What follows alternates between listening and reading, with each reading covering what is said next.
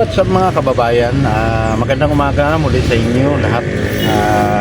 Ito na naman ngayon ang aming journey dito naman sa may Barangay San Luis. Sako pa rin ng Teresa mga kababayan.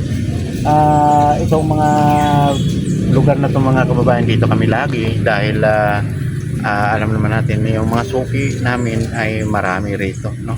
So medyo may katumalan mga kababayan dito sa lugar na to, kaya pupunta kami ng kabila. Magkano walis? Excuse mga kababayan. Kaya mga kababayan ay paahan kami muli sa may kabilang ibayo at ganyan lang ang sistema namin, lipat-lipat, no, kung saan mga barangay na hindi namin naabot. Kaya yan ang buhay ng isang vendor na manininda. Shout out sa ating mga kasama mga vendor, no, sa man lugar, sa Metro Manila, sa Quiapo man o Divisoria. Kaya shout out sa inyo lahat at hingi lang kami ng like, follow and share sa mga video na to. Supportahan nyo naman guys para tugon sa kahirapan, no? Sana sa huling panahon ay makakamit natin ating minimichi.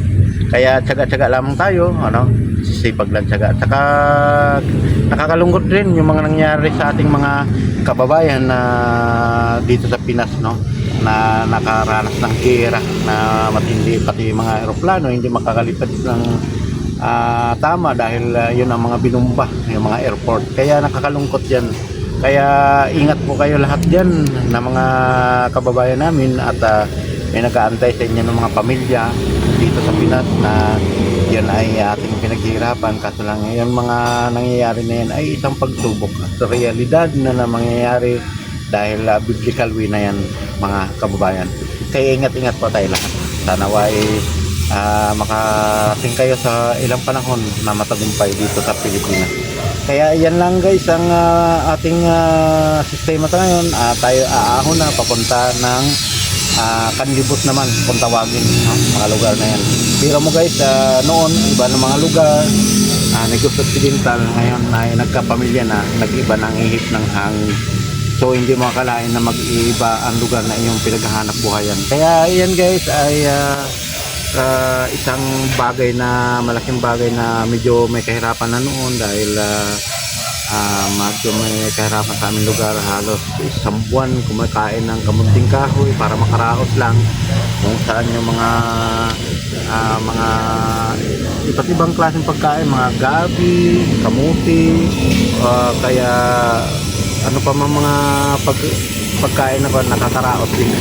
Kaya sa ilang mga panahon dito na kami sa Rizal. Kaya dito ay medyo masagana na po.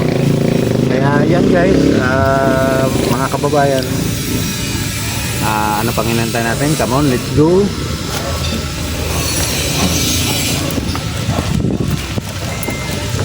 Yung mga kababayan ng aming aahunin, no?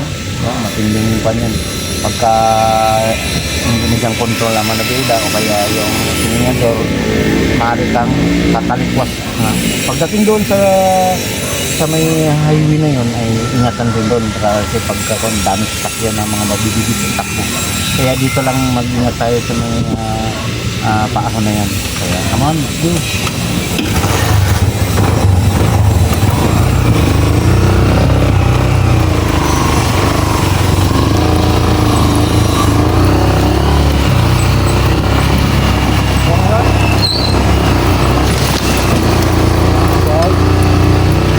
Nakapalit naman din para ako, kaya medyo okay na.